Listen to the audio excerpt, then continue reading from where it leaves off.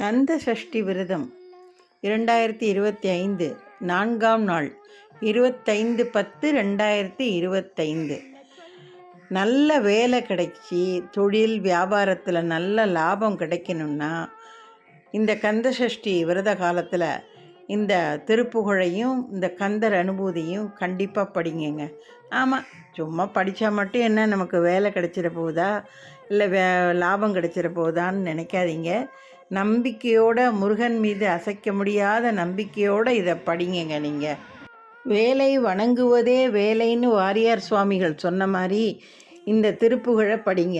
பெருகச் சஞ்சலித்து கந்தல் உற்று புத்தி அற்று பின் பிழைப்பு அற்றும் குறைப்பு உற்றும்னு சொல்லக்கூடிய திருப்புகழையும் கந்தர் அனுபூதியில் ஒருவாய் அருவாய் உளதாய் இளதாய் மறுவாய்னு சொல்லக்கூடியதை படிங்க. கண்டிப்பாக வேலை கிடைக்கும்.